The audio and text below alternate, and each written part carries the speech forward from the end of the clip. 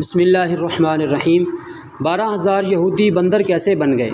روایت ہے کہ حضرت داؤد علیہ السلام کی قوم کے 70,000 آدمی عقبہ کے پاس سمندر کے کنارے ایلا نامی گاؤں میں رہتے تھے، اور یہ لوگ بڑی فراخی اور خوشحالی کی زندگی بسر کر رہے تھے۔ اللہ تعالیٰ نے ان لوگوں کا اس طرح امتحان لیا کہ ہفتے کے دن مچھلی کا شکار ان لوگوں پر حرام فرما دیا اور ہفتے کے باقی دنوں میں شکار حلال فرما دیا، مگر اس طرح ان لوگوں کو آزمائش میں مبتلا فرما دیا کہ ہفتے کے دن بے شمار مچھلیاں آتی تھیں اور دوسرے دنوں میں نہیں آتی تھیں، تو شیطان نے ان لوگوں کو یہ حیلہ بتا دیا کہ سمندر سے کچھ نالیاں نکال کر خشکی میں چند حوض بنا لو، اور جب ہفتے کے دن ان نالیوں کے ذریعے مچھلیاں حوض میں آ جائیں تو تم نالیوں کا منہ بند کر دو اور اس دن شکار نہ کرو، بلکہ دوسرے دن آسانی کے ساتھ ان مچھلیوں کو پکڑ لو۔ ان لوگوں کو یہ شیطانی حیلہ بازی پسند آ گئی، اور ان لوگوں نے یہ نہیں سوچا کہ جب مچھلیاں نالیوں اور حوضوں میں مقید ہو گئیں تو یہی ان کا شکار ہو گیا۔ ہفتے ہی کے دن شکار کرنا پایا گیا جو ان کے لیے حرام تھا۔ اس موقع پر ان یہودیوں کے 3 گروہ ہو گئے۔ نمبر 1، کچھ لوگ ایسے تھے جو شکار کے اس شیطانی حیلہ بازی سے منع کرتے رہے اور ناراض و بیزار ہو کر شکار سے باز رہے۔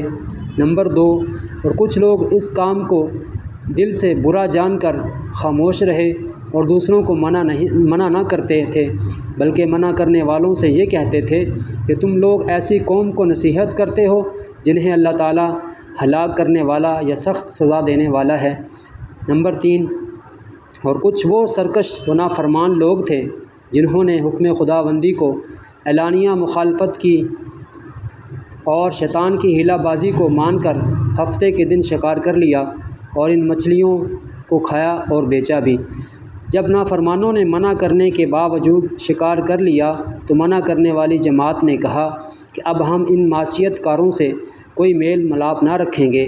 چنانچہ ان لوگوں نے گاؤں کو تقسیم کر کے درمیان میں ایک دیوار بنا لی، آمد و رفت کا ایک الگ دروازہ بھی بنا لیا۔ حضرت داؤد علیہ السلام نے غضبناک ہو کر شکار کرنے والوں پر لعنت فرما دی۔ اس کا اثر یہ ہوا کہ ایک دن خطا کاروں میں سے کوئی باہر نہیں نکلا تو انہیں دیکھنے کے لیے کچھ لوگ دیوار پر چڑھ گئے تو کیا دیکھا کہ وہ سب بندروں کی صورت مسخ ہو گئے ہیں۔ اب لوگ ان مجرموں کا دروازہ کھول کر اندر داخل ہوئے تو وہ بندر اپنے رشتہ داروں کو پہچانتے تھے اور ان کے پاس آ کر ان کے کپڑوں کو سونگھتے تھے اور زار و قطار روتے تھے، مگر لوگ ان بندر بن جانے والوں کو نہیں پہچانتے تھے۔ ان بندر بن جانے والوں کی تعداد 12,000 تھی۔ یہ سب 3 دن تک زندہ رہے اور اس درمیان میں کچھ بھی کھا پی نہ سکے، بلکہ یوں ہی بھوکے پیاسے سب کے سب ہلاک ہو گئے۔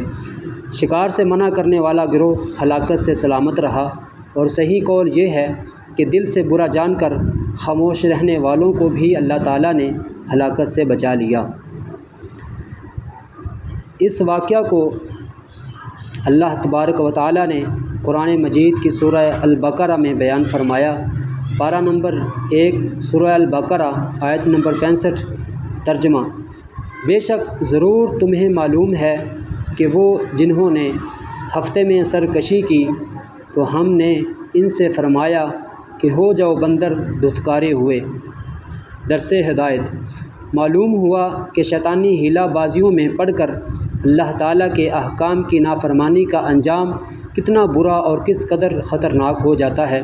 خدا کے نبی جن بد نصیبوں پر لعنت فرما دیں وہ کیسے ہولناک عذاب الہی میں گرفتار ہو کر دنیا سے نیست و نابود ہو کر عذاب نار میں گرفتار ہو جاتے ہیں اور دونوں جہاں میں ذلیل و خوار ہو جاتے ہیں۔ اصحاب ایلا کے اس دل ہلا دینے والے واقعہ میں ہر مسلمان کے لیے بڑی عبرتوں اور نصیحتوں کا سامان ہے۔ کاش اس واقعہ سے مسلمانوں کے قلوب میں خوف خداوندی کی لہر پیدا ہو جائے اور وہ اللہ عز و جل اور رسول صلی اللہ علیہ وآلہ وسلم کی نافرمانیوں کی پگڈنڈیوں میں بھٹکنے سے منہ موڑ کر صراط مستقیم کی شاہراہ پر چل پڑیں اور دونوں جہانوں کی سربلندیوں سے سرفراز ہو کر اعزاز و کرام کی سلطنت کے تاجدار بن جائیں۔